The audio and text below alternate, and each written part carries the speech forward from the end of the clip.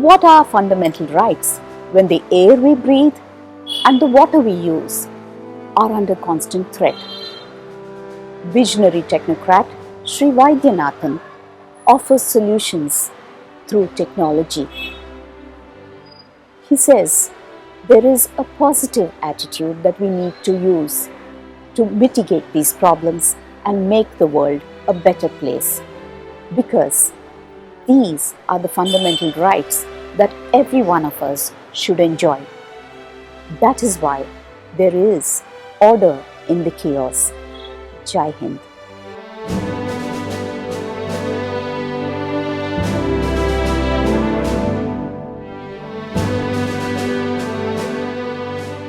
While we are talking about Republic Day, our Constitution is a beautiful document that guides the principle of how the country is run. You and I know about our fundamental rights, our ability to move around in the country, take up any job, speak any language, have any religion, such. All of us are very conscious and aware of our rights. Are we clear about our responsibilities? I believe we need to be conscious. Each one of us is guided by the laws of the country, and we need to be responsible when we talk of using natural resources such as air, or be responsible in terms of effluent, so that we live in a clean society, we enable a clean environment. When you try to talk about air quality pollution, it's an obnoxious oxymoron. None of us know what it means, how it impacts any one of us. It will be perplexed to hear if I tell you there are more than 9 million deaths in the world and about 2 million deaths in India per year due to air quality and pollution. The health cost due to air quality seems to be invisible again, but it's upwards of 1 lakh crores per year for the country. It impacts every one of us, the child suffering from an asthma, or an elderly person having a pulmonary infection, or the third person having a COPD. But much more, when you try to talk about air quality pollution, it impacts the diabetics, it impacts your efficient working, it impacts good, sensible living. So when you try to talk of a subject like this, when you say what you should do, you are aware in UN SDG, they have talked about clean air, need to have a livable society. It's important for us to reflect back internally. Who is responsible? What do I do? It impacts every one of us, hence every one of us is responsible. You as an individual, he as a company, this institution, cooperative society, and companies or communities at large. If only each one of us take the required small little step of non-polluting, taking care of keeping our environment clean, I believe we will be able to do phenomenal justice to ourselves. Let us not forget, we are a magnificently growing society. We are at $2.7 trillion. This year maybe we'll take a small hit due to COVID, but then we are soon to go to $5 trillion or to $5 trillion or even a $10 trillion economy. It is important for us to grow sustainably in a responsible manner so that we leave a good society for the next generation and grandchildren. All of last year we have lost due to COVID. When we talk about COVID, we all know about being homebound, work from home, and of course the lockdowns. But somewhere along the line, we need to remember that that is also an airborne infection. All microbes are airborne, period. All microbes are airborne. So if only we need to know to keep our environment hygiene, with good hygiene, cleanliness, and required care about pollution, we will reduce the incidence of such viral attacks also. You may be surprised when I am trying to connect COVID with pollution, but there are enough number of papers being presented in the world as to what is an environment that enables COVID to get carried. Is it the particulate matter?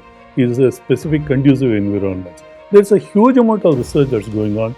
So net, what I'm trying to say is, by trying to keep a clean environment, you'll be able to enhance your health, everybody's health, and the society's health.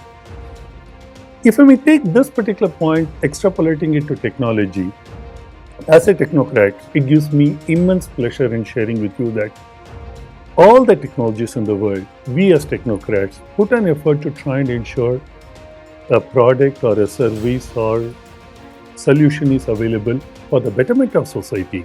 Sometimes we tend to think that development of society is detrimental to society. I would strongly disagree. What is important is we need to encourage the aspiration of the younger India. We need to ensure that everybody is able to enjoy it, but provide them responsibly. That is where technology comes in. If I may just give some few examples, the good old automobile that used to be giving just about 10-11 kilometers per kilometer now gives upwards of 28 kilometers. When you talk of a hybrid vehicle, you will be talking of much less energy and it giving you longer mileage.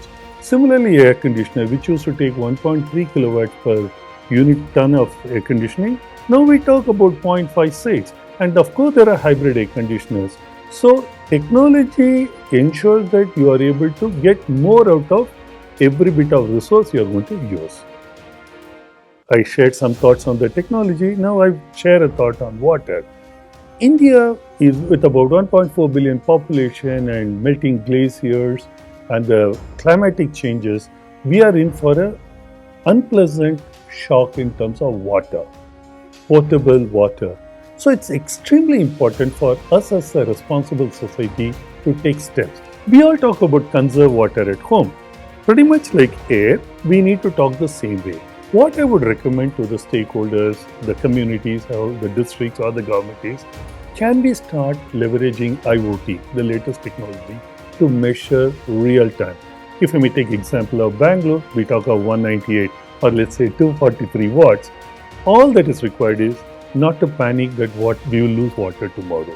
What we need to do is, every watt we can have a simple sensing mechanism, real-time monitoring of the water table.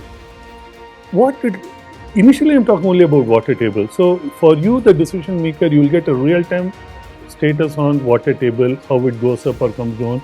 Post monsoon it goes up, during summer it depletes. You will be able to take relevant action.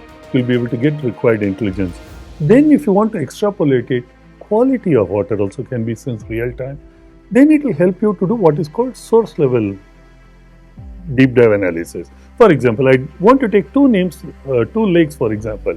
We talked about the problems in Jigni and then we talked about the problem in Bellandur Lake. If you continuously measure the inflows and the water quality out there, you can deep dive and figure out what type of pollutant is coming, then drill it back. Is it the community dumping garbage and waste, or is it a stray lorry dumping some waste into that, or is it the industrial effluent that is happening? Then we can do what is called a source level apportionment analysis and get back to the root cause. And it's not the question of penalizing the industry. I don't believe in that as an approach. If we can find out the root cause for an incidence of a pollution, can the institutions come up proactively with an incentive? Say that you put in this type of a treatment plant and you will not be doing it, and give them that enhanced depreciation or such facility with which the industry does not do. Or if you try to say an apartment complex or the community block which is not having an STP or having a dummy STP which doesn't treat that water at all, can you try to smartly guide them instead of just threatening them that will come with a strong hand? So when we talk about policies pertaining to air or water, we need to take a holistic approach, take all the stakeholders, give them the benefit, and ensure our society becomes a better one. I would urge all of us, it's not the question whether a boy or a girl or an adult or this religion or this community, each one of us to start working on small little incremental steps. One little stop, small little step by each one of us can help us to create a wonderful new sustainable society for the next generation.